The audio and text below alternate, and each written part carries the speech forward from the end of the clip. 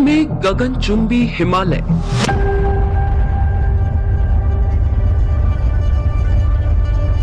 दक्षिण में उछाल मारता हिंद महासागर, इन सबको एक करने वाली शक्ति कौन है? वही जिन्हें दुनिया महादेव कहती है।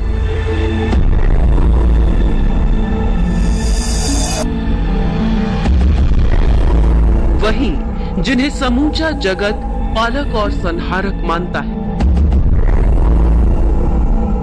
इन्हें त्रिकालदर्शी शिव का सबसे बड़ा रहस्य उत्तर से दक्षिण में 2383 किलोमीटर दूर तक एक सीधी रेखा में जुड़ा है। इसे शिव शक्ति रेखा के नाम से जाना जाता है। दावा किया जाता है इस शिव शक्ति पर 7 मुख्य शिव मंदिर और असंख्य छोटे मंदिर हैं, वो भी एक सीधी रेखा में।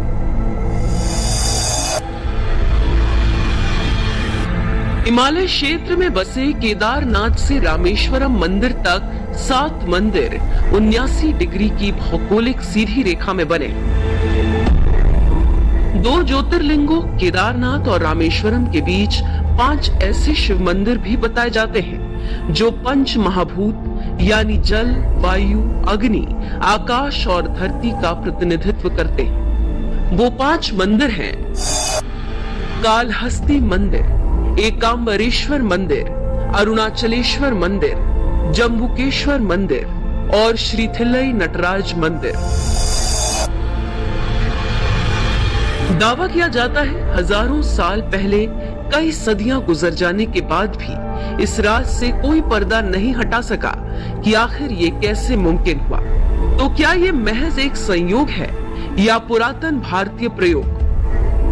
जो काम आज के सैटेलाइट युग में बड़ी मुश्किल से मुमकिन हो पाता है, क्या हजारों सैकड़ों साल पहले भारतीयों के पास आज से भी ज्यादा विकसित विज्ञान था?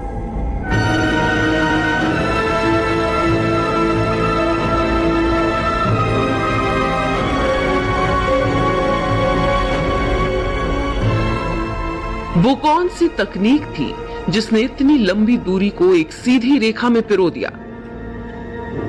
शिव रेखा में आने वाले मंदिरों की खासियत, पंच महाभूतों से इनका संबंध, हर बात आपको बताएंगे।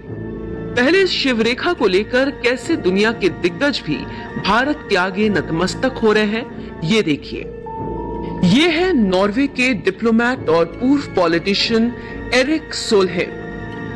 21 जून को एरिक ने ये तस्वीर अपने ट्विटर हैंडल से शेयर की और इसे कैप्शन दिया, ये आकर्षक भारत है। इस तस्वीर में भारत के मानचित्र में केदारनाथ से शुरू हुए मंदिरों को रामेश्वरम तक एक रेखा में दिखाया गया। इस तस्वीर में लिखा था, हमारे पूर्वजों के पास ऐसा कौन सा विज्ञान और टेक्नोलॉजी थी जिसे आज भी समझना मुश्किल है। एरिक के ट्वीट के बाद ही दुनिया इस विषय पर मंथन कर रही है। क्या इन मंदिरों के एक सीधी रेखा में होना संभव है? सबसे पहले शिव रेखा के शिखर पर बने केदारनाथ के बारे में जानिए। शिव का यह अद्भुत स्थान करीब 12,000 फीट की ऊंचाई पर उत्तराखंड के रुद्रप्रयाग जिले में बसा है। इस ज्योतिर्लिंग की यात्रा करना काफी कठिन है। मान्यता है कि केदारनाथ का निर्माण द्वापर युग में पांडवों ने किया, जबकि 7वीं-8वीं शताब्दी में इसका जीर्णोद्धार आदि गुरु शंकराचार्य ने किया। केदारनाथ को अर्ध ज्योतिर्लिंग माना जाता है। ये मंदिर नेपाल के पशुपतिनाथ मंदिर को मिलाकर पूर्ण माना जाता है। केदारनाथ 79.0669 डिग्री लॉन्गिट्यूड पर स्थित है।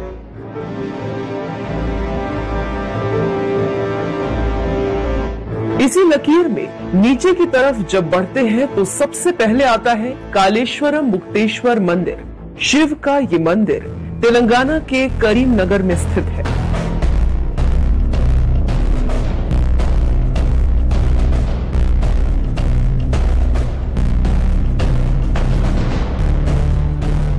यहाँ 2 शिवलिंग विराजमान हैं, एक कालेश्वर और दूसरे मुक्तेश्वर स्वामी कहलाते हैं।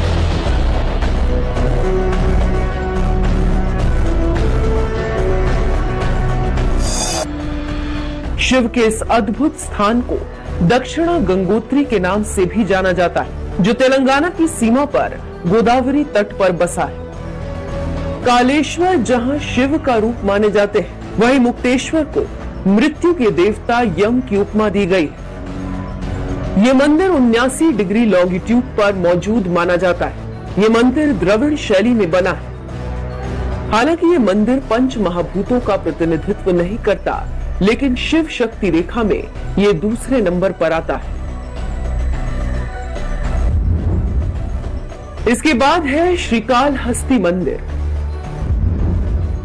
इस मंदिर को दक्षिण काकाशी भी कहते हैं। श्रीकालहस्ती मंदिर आंध्र प्रदेश के चित्तूर जिले में पेन्नार नदी की सहायक स्वर्णमुखी नदी के तट पर बसा है। यहाँ सफेद शिवलिंग विराजित है। इस मंदिर को एक पहाड़ी से काट कर बनाया गया। श्री का मतलब मकड़ी, काल का मतलब है सांप, जबकि हस्ती का मतलब हाथी माना गया है। कहा जाता है यहाँ पुजारी तक को शिवलिंग छूने की इजाजत नहीं है। इसके गोपुरम की ऊंचाई 120 फीट है, जबकि मंदिर का शिखर सफेद रंग में दक्षिण भारतीय शैली में बना है, जो स्थापत्य कला से इसे उत्कृष्ट बनाता है। कालहस्ती मंदिर का अंदरूनी भाग 5वीं शताब्दी और बाहरी भाग 12वीं शताब्दी में बना माना जाता है। ये मंदिर पंच महाभूतों में से एक वायु का प्रतिनिधित्व करता है। इस मंदिर के गर्भगृह में कहीं से हवा नहीं जाती, फिर भी दिए की ज्योति हरदम हिलती रहती है। इस मंदिर को राहु केतु मंदिर के नाम से भी जाना जाता है। ये मंदिर 79 डिग्री लॉन्गिट्यूड पर स्थित माना गया है। एकांबरेश्वर मंदिर तमिलनाडु के कांचीपुरम में स्थित है।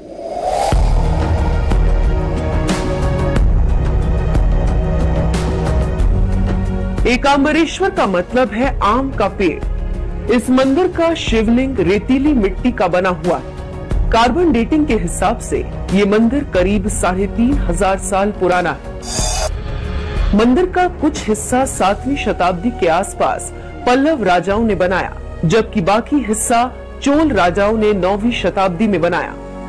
25 एकड़ में फैला ये मंदिर 11 मंजिला है। इसमें पत्थर के 1000 खंबे हैं।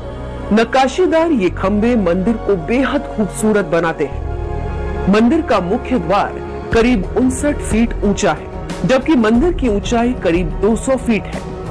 एकांबरेश्वर मंदिर को पंच महाभूतों में से एक पृथ्वी तत्व के लिए जाना जाता है। अरुणाचलेश्वर मंदिर। ये मंदिर तमिलनाडु के तिरुवनमलाई शहर में अरुणाचला पहाड़ी पर स्थित है। इसे अन्ना मलाइयार मंदिर भी कहा जाता है। माना जाता है कि इसे 7वीं शताब्दी में बनाया गया, जबकि चोल राजाओं ने फिर 9वीं शताब्दी में इसका विस्तार किया। अरुणाचलेश्वर मंदिर करीब 10 हेक्टेयर में बना है। मंदिर की ऊंचाई करीब 217 फीट है। यहाँ अग्नि स्वरूप में भगवान शिव की पूजा होती है, इसीलिए इसे अग्नि तत्व का प्रतीक माना गया है। मंदिर के गर्भगृह में स्थित शिवलिंग को अग्निलिंगम भी कहा जाता है। अरुणाचलेश्वर मंदिर में हर साल नवंबर-दिसंबर में 10 दिन तक दीपम उत्सव मनाया जाता है। इस दौरान पूरे मंदिर को दीपों से जगमग किया जाता है। यही नहीं, एक बड़ा दीपक मंदिर से ऊपर पहाड़ी पर भी जलाया जाता है, जो कई किलोमीटर दूर से दिखाई दे जाता है। शिव रेखा की अगली कड़ी में बना है जम्बुकेश्वर मंदिर। ये मंदिर भी तमिलनाडु के तिरुचिरापल्ली में स्थित है। इस मंदिर का निर्माण करीब 4वीं शताब्दी पहले चोल वंश के राजा कोरके गानन ने किया था। मान्यता है कि इस मंदिर के निर्माण के दौरान शिव खुद पृथ्वी पर आते थे। जम्बुकेश्वर मंदिर के अंदर गर्भगृह में भूमिगत जलधारा है, इसीलिए यहाँ कभी पानी की कमी नहीं होती। पानी की अधिकता के कारण ये मंदिर पंच महाभूतों में जल का प्रतिनिधित्व करता है। जम्बुकेश्वर मंदिर अपनी विशिष्ट वास्तुकला के लिए पहचान रखता है। इसके बाद आता है श्रीथिल्लई नटराज मंदिर। ये मंदिर तमिलनाडु के चिदंबरम में स्थित है। भरत मुनि के नाट्यशास्त्र के सभी 108 रूप इस मंदिर में दिखाई दे जाते हैं। मंदिर की दीवारों पर भरतनाट्यम की अनेक मुद्राएं उकेरी गई हैं। माना जाता है इस मंदिर का निर्माण 5वीं शताब्दी में हुआ। बाद में 10वीं शताब्दी में चोल वंश के राजाओं ने इसका जीर्णोद्धार किया। मंदिर 1,06,000 वर्ग मीटर में बना है। मुख्य मंदिर के अंदर जाने के लिए 9 द्वार बनाए गए हैं, जिनमें से 4 पर ऊंचे गोपुरम बनाए गए हैं। तिलई मंदिर का गर्भगृह करीब 144 फीट चौड़ा है। माना जाता है भगवान शिव ने यहीं पर अपना नृत्य प्रस्तुत किया था। यहाँ शिव नटराज रूप यानी नृत्य की भंगिमा लिए हुए। ये प्रतिमा गहने और आभूषणों से लदी रहती है। ये शिव प्रतिमा बहुत दुर्लभ मानी जाती है। ये मंदिर पंच महाभूतों में से एक आकाश तत्व के लिए जाना जाता है। पंच महाभूतों के लिए पुराणों में लिखा है, पंचे मानी महाराज महाभूतानी संग्रहात जगति स्थानी सर्वाणी सामान्य हुर्मनीषणा। अर्थात संसार में जितने भी पदार्थ हैं, वो सब प्रकृति के 5 तत्व या पंच महाभूतों से बने हैं। ऋषि मुनि इन सब पंच महाभूतों को एक समान कहते हैं। पंच महाभूतों से जुड़े 5 मंदिरों के बाद सबसे आखिर में है रामेश्वरम।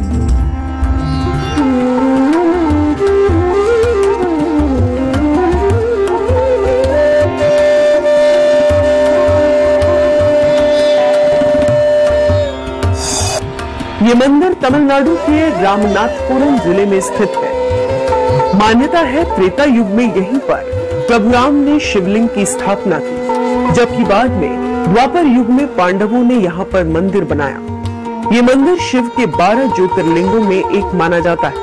भारत के मानचित्र में सबसे ऊंचे ज्योतिर्लिंग केदारनाथ से सबसे आखिर में बसे ज्योतिर्लिंग रामेश्वरम तक नजर दौड़ाते हैं तो एक सीधी रेखा मिलती है। रामेश्वरम 15 एकड़ क्षेत्र में फैला हुआ है। कहा जाता है मंदिर का मौजूदा निर्माण 12वीं शताब्दी के आसपास हुआ। रामेश्वरम मंदिर के अंदर बना गलियारा विश्व का सबसे बड़ा गलियारा माना जाता है। ये उत्तर दक्षिण में 197 मीटर, पूरब पश्चिम में 133 मीटर फैला है। इसकी चौड़ाई 6 मीटर और ऊंचाई 9 मीटर है। इन मंदिरों का एक सीधी रेखा में एक कोण पर स्थापित होना लोगों को वाकई अचरज में डालता है। आज के युग में तो ऐसा होना मुमकिन है, लेकिन 1,500-2 हजार साल पुराने मंदिरों के बीच ये कैसे हुआ?